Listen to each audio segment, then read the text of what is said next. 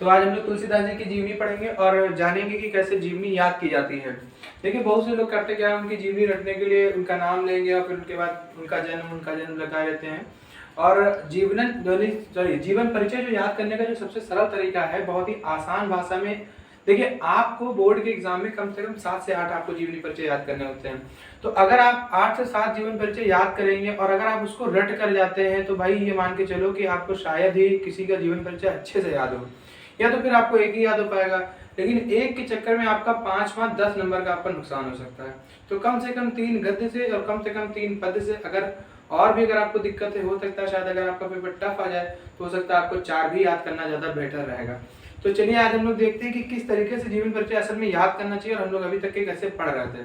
देखिए सबसे पहले जिसका जीवन परिचय याद करना है, पहले उसको 4 से 5 बार आप ध्यान कर लीजिए कि आप तुलसीदास जी के बारे में पढ़ रहे हैं, या आप रहीम के बारे में पढ़ रहे हैं, या आप जयशंकर प्रसाद जी के बारे में पढ़ रहे हैं। जिसके बारे में पढ़ना है सबसे पहले उनका नाम अच्छे से एक बार दिमाग में बिठा लीजिए। उनकी हो सके तो इमेज ले लीजिए, एक फोटो गूगल पे सर्च कर लीजिए, सबसे बेहतर रहता है। नहीं तो इतना ही आप उनके तुलसीदास जी का पहले आप अच्छे से ध्यान कर लीजिए कि तुलसीदास जी का नाम हम याद कर रहे हैं, उनके बारे में हम लोग उनकी जानकारी देने जा रहे हैं। तो सबसे पहले अगर आप किसी के भी बारे में जानना चाहते हैं तो सबसे पहले आपको जानना क्या होगा, उनका जन्म कब हुआ था। तो देखिए जन्म जो इनका हुआ था वो 1532 ईस्वी में हुआ था। जब आप किसी का जन्म याद करें लगे हाथ उसी का उस समय ही मृत्यु भी याद कर लें कि कब उनकी मृत्यु हुई थी। तो 1532 में इनका जन्म हुआ और 1623 ईस्वी में इनकी क्या हो गई, मृत्यु हो गई। ये ईस्वी में है, दोनों ईस्वी में है, ठीक है ना। संवत देखिए किताबों में विक्रम संवत में भी लिखा हुआ है, तो कहीं पे 1680 विक्रम संवत लिखा होगा, वो सही है लेकिन वो मतलब अलग कैलेंडर है। और ये अंग्रेजी का कैलेंडर है, इंग्लिश कैलेंडर जिसपे पूरा वर्ल्ड चल रहा है। तो 1623 में इनकी मृत्यु हो गई थी, 1532 में इनका जन्म हो गया था। जब भी आप किसी की भी जीवनी याद करें तो जैसे आप जन्म पढ़े उसके बाद उनकी मृत्यु पढ़े, तो सबसे पहले कोई एक रचना आप जरूर याद करें। इससे होता क्या है, आपको इस पर तो फोकस रहेगा, साथ में आपका रचना भी फोकस पर चलेगा। तो सबसे पहले हमने ये सोच लिया कि भाई तुलसीदास जी का जीवन परिचय याद करना है। हमने कहा 1532 में उनका जन्म होता है, 1623 में उनकी मृत्यु होती है। उसके बाद हमने एक रचना याद कर ली, गीतावली, ठीक है ना, इतना कर लिया। अब देखिए जब इनका जन्म हुआ था 1532 ईस्वी में, तो उस समय इतना हम लोग मतलब किसी को थोड़ी ना पता था कि तुलसीदास इतने बड़े राइटर हो जाएंगे, इतनी जानकारी, इतना इनके बारे में पढ़ना पड़ेगा। तो मतलब लोगों का जो कहना है, तो कोई लोग कहते हैं कि भाई इनका जन्म राजापुर में हुआ था, बांदा जी जिला है, ठीक है, चित्रकूट के निकट। तो बांदा में इनका जन्म हुआ था, राजापुर एक ग्राम मतलब गांव है, वहां पर इनका जन्म हुआ था। लेकिन कुछ विद्वान का कहना है कि नहीं, इनका जन्म जो है एटा जिले में सोरो नामक स्थान पे हुआ था। तो इनके जन्म के विषय में 2 मतभेद हैं। अब देखिए अगर आपने इतनी चीजें रट ली तो आपका समझ लीजिए 4 से 5 लाइनें आपकी बन जाएंगी। सबसे पहले आप कहेंगे भाई इनका जन्म 1532 ईस्वी में हुआ था, राजापुर बांदा जिले में हुआ था। उनके कुछ विद्वानों का कहना है कि इनका जन्म एटा जिले के सोरो नामक ग्राम में हुआ था। तो जब ऐसे आप शॉर्ट में पहले लिखेंगे, फिर आप उसको अगर सेंटेंस में बाद में बोलेंगे तो आपको आसानी होती है। इनका जो मृत्यु हुई थी 1623 ईस्वी में, 80 घाट में वाराणसी में इनकी मृत्यु हो गई थी। इतना करने के बाद इतनी जब जानकारी आप ले लेंगे, इसी को पहले आप अच्छे से रट लीजिए। आपको इसको अच्छे से बार बार दोहरा लेना है, क्योंकि इतनी बातों में आपके 3 या 4 लाइनें बन जाती हैं।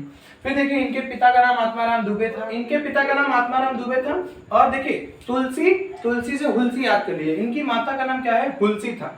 इनका नाम तुलसीदास था, इनका नाम हुलसी था, हुलसी देवी, ठीक है ना। इनकी जो पत्नी, इनकी जो शादी जिससे हुई थी वो रत्नावली उनकी पत्नी का नाम था। देखिए सेंटेंस आपको बाद में बनाना, आपको बनाना क्या है, इनके पिता का नाम आत्माराम दुबे था, लेकिन आपको रटना क्या, आपको बार बार दोहराना क्या, आत्माराम दुबे पिता का नाम, आत्माराम दुबे पिता का नाम, आत्माराम दुबे। इस तरीके से जब आप याद करेंगे तो ये आपको बाद में सेंटेंस बनाने में आसानी होगी। क्योंकि देखिए आपको जीवन परिचय याद करना है, जीवन परिचय के लिए क्या होना चाहिए, आपको जानकारी होनी चाहिए। और जानकारी के लिए आपको इस तरीके से जैसे हमने लिखा है वैसे ही आपको शॉर्ट में किसी का भी जीवन परिचय आप लिखें और देखिए आपको बहुत अच्छे तरीके से याद हो जाएगा। तो इनकी जो पत्नी का नाम था वो रत्नावली था, बुद्धिमती भी कुछ किताबों में लिख के आता है। इनके गुरु का नाम नरहरि दास जी था, ठीक है ना। देखिए यहाँ तक तो इनके बारे में हमने थोड़ी थोड़ी जानकारी ले ली। अब इसी के साथ हमें ये भी ध्यान रखना है कि इनकी रचनाएं भी, जैसे इनका नाम एक पहली रचना का नाम है कितावली, फिर कृष्ण गीतावली, फिर दोहावली, कवितावली। देखिए 4 वली से करके रचना आ रहे एकदम सीक्वेंस में। तो आप याद कर लीजिए, गीतावली, कृष्ण गीतावली, दोहावली और कवितावली, 4 रचनाएं हो गई। उसके साथ देखिए, जब इनका जन्म हुआ था तो बताया जाता है इनके मतलब बचपन में ही इनकी माता का निधन हो गया था, जिससे इनके पिता बहुत ज़्यादा मतलब इनको लगा कि बहुत ही अछूत हैं या अलग-अलग लोगों की सोच होती थी, तो इनको बचपन में ही इनके समझिए इनको अलग कर दिया गया। और एक चुनिया नाम की एक दासी थी इनकी माता का, तो उनको उनको दे दिया गया था लालन-पालन करने के लिए। तो उनकी मतलब वो जो दासी थी चुनिया हुलसी जी की, तो हुलसी जी की जो मतलब दासी थी उन्होंने इनका लालन-पालन किया और इनके फिर पिता की भी बाद में मृत्यु हो गई, जिससे अब जो दासी थी वो कैसे सेवा करती, भाई उनको चाहिए पैसा चाहिए था, तो उनको पैसा मिला नहीं, इसलिए इनका जो है बचपन जो है अनाथ में बीता, मतलब बहुत ज़्यादा इनका बचपन जो है कष्टों में व्यतीत होने लगा। इनको भिक्षा भी मांगनी पड़ी, भीख भी मांगनी पड़ी। इसी के दौरान इनको जो है इनके गुरु यानी नरहरि दास जी का इनको बहुत ही आशीर्वाद हुआ। आशीर्वाद का तात्पर्य ये है कि भाई उनको उन्होंने देख-रेख में पाला और उनको जो है शिक्षा दी, उनको बताया, जीवन के रास्ते समझाए कि कैसे-कैसे चीज़ें होती हैं। यानी उनके वजह से नरहरि दास जी की वजह से इन्होंने पढ़ना लिखना और मतलब धीरे-धीरे ये बड़े हो गए। जब ये बड़े हुए तो इनकी शादी हो गई रत्नावली जी से। तो रत्नावली जी जो है बहुत ही ज़्यादा समझदार और बहुत ज़्यादा सुशील और बहुत ज़्यादा अच्छी दिखने में थी। तो तुलसीदास जी इनसे बहुत ज़्यादा प्रेम करते थे। ये इतना प्रेम करते थे कि मतलब ये एक बार ये बिना बताए, ठीक है ना, पत्नी बिना बताए एक बार मायके चली गई। उनके बड़े भाई आए थे, उनकी अपनी पत्नी से मिलने चले गए। पत्नी बिना बताए मतलब मायके चली गई। तो हुआ क्या कि ये उनके पीछे-पीछे चले गए और उस दिन आंधी तूफान आ गया। अब आंधी तूफान में क्या हुआ कि भाई बहुत ज़्यादा दिक्कत हुई होगी। जैसे-तैसे जब पहुँचे तो पत्नी ने देखा मैं इनको, बहुत ज़्यादा गुस्सा आ गया। उन्होंने कहा कि तुमको शर्म नहीं आती, तुम चले आ रहे हो? ये वो बहुत सारी मतलब खरी-खोटी सुना दी। तो उसी ने हमने यहाँ पे लिख दिया कि पत्नी के फटकार से मतलब बहुत ज़्यादा उन्होंने उनको डाँटा। तो ये अपना जो जीवन है वो वैराग्य हो गया। उनको मतलब बहुत ज़्यादा अफ़सोस हुआ कि मतलब बताओ इन्होंने हमको इतना सुना दिया। उन्होंने कहा कि तुम अगर इतनी जो आराधना या श्रद्धा अगर भगवान के प्रति दिखाते तो शायद तुम्हारा जीवन सफल हो जाता। और इनके मन में ये बात बैठ गई और ये अपना जीवन जो है वैराग्य, यानी वैराग्य का मतलब होता है जो साधु संतों वाला जीवन। तो इन्होंने अपना साधु संतों वाला जीवन व्यतीत करने लगे। इसके बाद ये देखिए काशी गए, अयोध्या गए, चित्रकूट गए, यहाँ तक कि पूरे भारत में जगह-जगह पे इन्होंने पूरा भ्रमण किया। लेकिन सबसे ज़्यादा जो समय इन्होंने बिताया है वो काशी में बिताया। काशी में जो 80 घाट था वहीं पर सबसे ज़्यादा इनका अंतिम दिन भी वहीं पे बीते और वहीं पर इनकी मृत्यु भी हुई।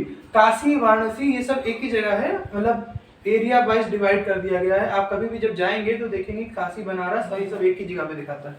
अब इतना करने के बाद देखिए आपको जीवन परिचय इतना तैयार करना है। इसके साथ साथ देखिए राम नाम से चार रचनाएं। एक रामचरितमानस, एक रामलला नाचू, ठीक है ना, ये रामलला नाचू और बरवे रामायण और रामाज्ञा प्रश्न। देखिए हमने भी सीक्वेंस में याद कर रखी थी, रामचरितमानस, रामलला नाचू, बरवे रामायण और रामाज्ञा प्रश्न।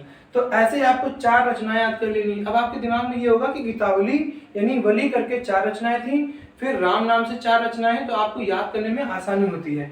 उसके बाद देखिए एक जानकी मंगल, पार्वती मंगल और विनय पत्रिका। ये मंगल करके 2 रचनाएं हैं, एक विनय पत्रिका है जो अलग है, ठीक है। इसके साथ साथ जब आप उसमें लिखेंगे, भाई सबसे पहले जीवन परिचय लिखेंगे, रचनाएं लिखेंगे, फिर भाषा शैली भी तो एक हेडिंग आपको लिखनी पड़ती है। तो भाषा शैली में लिखेंगे, कोई भी राइटर हो उसमें आप ये लिखिए कि भाई इनकी भाषा बहुत ही सरल सुबोध और बहुत ही सरल थी, मतलब बहुत ज़्यादा आसानी से हम समझ सक रहे थे और बहुत सारी चीज़ें मतलब वाहवाही कर दीजिए। लेकिन सबसे मेन जो बात होती है वो लिखा ये जाता है कि इनकी भाषा जो थी वो अवधी थी। अवधी में इन्होंने ब्रज भाषा का बहुत ज़्यादा प्रयोग किया है, सबसे ज़्यादा ब्रज भाषा अवधी में ब्रज भाषा का प्रयोग किया है। और इन्होंने लगभग सभी शैलियों का प्रयोग किया हो, चाहे गेय पद का हो, चाहे रहीम जी की शैली रही हो, चाहे किसी भी राइटर की, लगभग इन्होंने अपनी रचनाएं, इतनी सारी इन्होंने रचनाएं लिखी हैं, लगभग सभी शैलियों का इन्होंने प्रयोग किया। अब इसी चीज को आपको दोबारा दोहराना है, तिबारा ऐसे बार बार करेंगे। तो इतनी ही चीजों को आपको क्या करना है, शॉर्ट फॉर्म में ऐसे आपको नोट कर लेना है और आपको उसी रचनाओं को बार बार दोहराना है। अगर आपने 3 से 4 बार इसको कर लिया, समझ लीजिए आपको ये जीवनी रट जाएगी। और अगर आपने इसको वीक में एक बार रिवाइज कर लिया, बस 5 मिनट में, अब आप सोचिए अगर आपको पूरी जीवनी पढ़नी कम से कम 10 से 15 मिनट का लगेगा समय, इसको पढ़ने में मुझको लगता है कम से कम 2 मिनट लगेंगे अगर इस तरीके से आपने शॉर्ट फॉर्म में लिख लिया। तो इसी तरीके से इसको हर एक जीवनी को आप ऐसे याद करिए। इसको भी आप देख लीजिएगा, अगर आपको स्क्रीनशॉट लेना हो तो आप ले सकते हैं और अच्छे से नोट कर लीजिए। जब तक आप लिखेंगे नहीं तब तक समझ लीजिए आपको आएगा नहीं, इसको लिखेंगे आपको बहुत अच्छा समझ में आएगा। इस वीडियो में इतना ही, हम लोग मिलते हैं नेक्स्ट वीडियो में, तब तक के लिए धन्यवाद।